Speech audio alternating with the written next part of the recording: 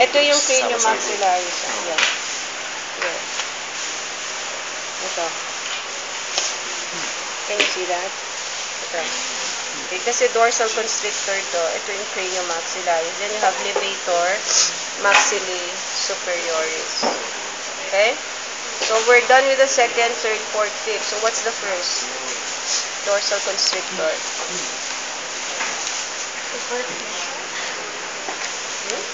Ay, first? First. What's the first? Meron po the dorsal muscle at the jaw angle is termed the quadratomandibularis. So at the angle of the jaw is this big muscle here, bulky, extending to the lower jaw. Yan yung quadratomandibularis, which can also be, ito, medyo maliit tong sharp na to. This parang boomerang shape here. Okay? So at the angle of the jaw, you have quadratomandibularis. Then below the eye, you have preorbitalis. There. Okay, so these two together will make up the adductor mandibulae, or the first dorsal constrictor. Okay? Did you get that? So first, how about craniomaxillaris?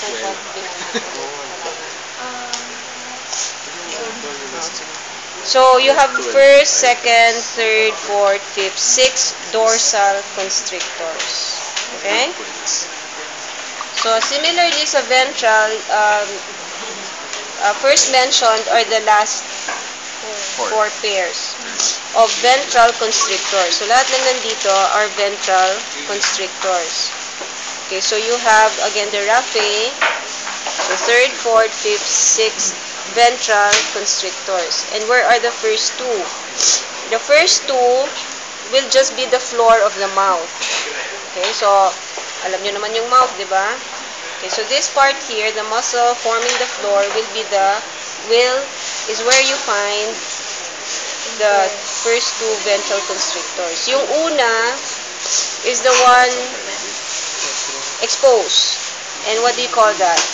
Intermandibularis. Intermandibularis. Can you still absorb? O formalin na yung na-absorb niyo?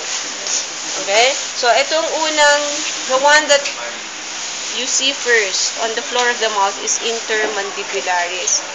Ang itsura niya is sheet-like, flat. Okay, thin sheet. And then, lift it. Oops. Ito yung medyo mahirap sa test kasi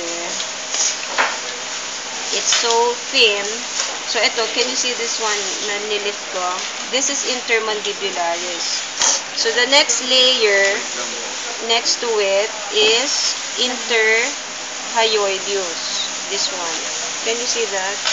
Okay, so I'm deflecting intermandibularis. That's the first ventral constrictor. The second one is under. That is interhyoideus. Okay? Tapos na.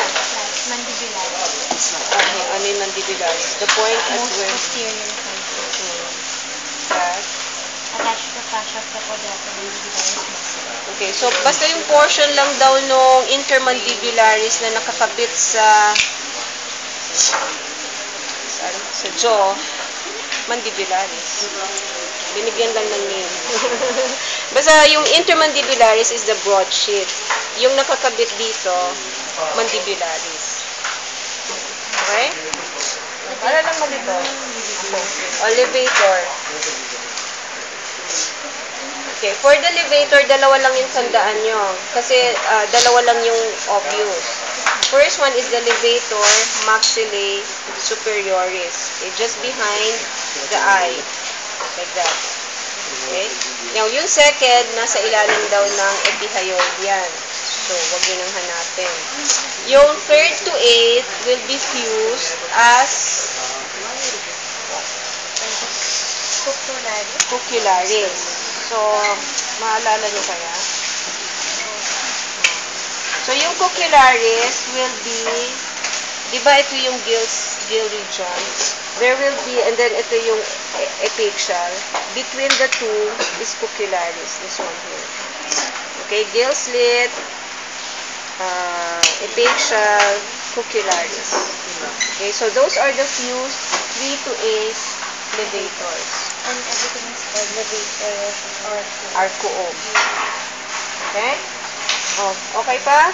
interact or Okay, interarcuals, very hard to pin kasi they will be found, di ba alam niyo pa yung gill arches nung skeletal system? So, the muscle interarcuals will be in between the gill arches. So, huwag na yun. okay. Okay? Hypobranchial. Hypobranchial. O, last na to.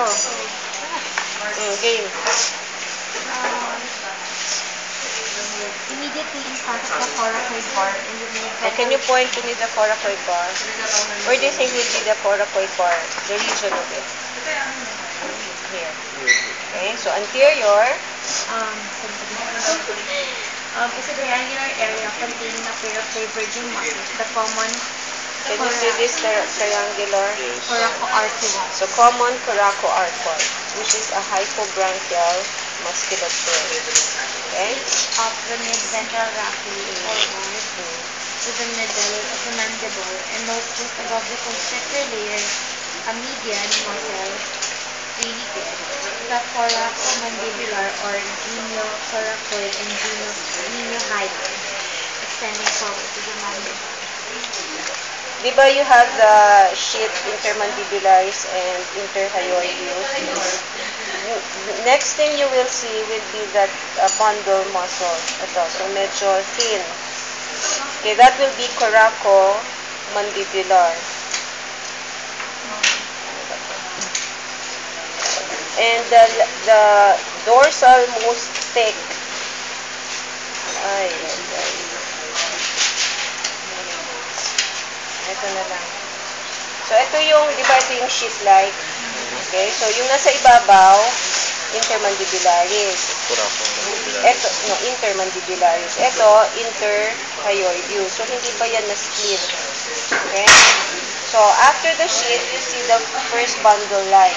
So, ito na yung coracomandibular or mandibularis. And then, yung mas malalim na makapal there is coracohyoid. Coracobranchial will be a little deeper but will not be dissected at the moment kasi you can destroy the gill, the blood vessel. Okay?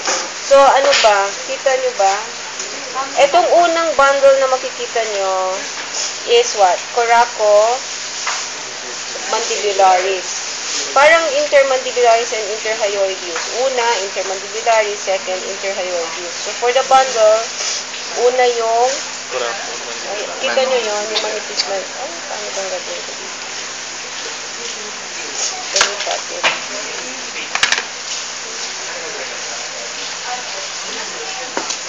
Okay, mamaya amoy palengke tayo, malansa. Can you paano ba? I can help you. Gloves. Ano ang gloves ko?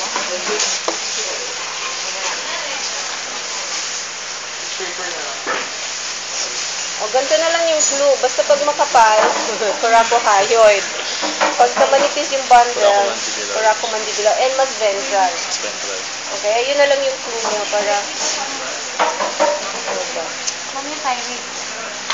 O, kaya naman.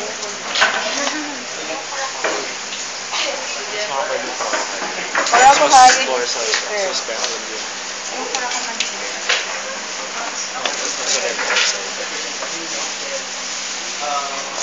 Okay. Can you, sino ba pwede humawak nito? Ito. Pull it. Okay, tingnan nyo to class. First, you have the sheath, diba? Yan, sheath ito, diba? Ito, itong dalawa. So, you see this small bundle. Yan na yung coracomandibular. Then, you see a thick one, coracohyoid. That's it. And then common coracoartiums. They form the hypobranchial musculature. Okay?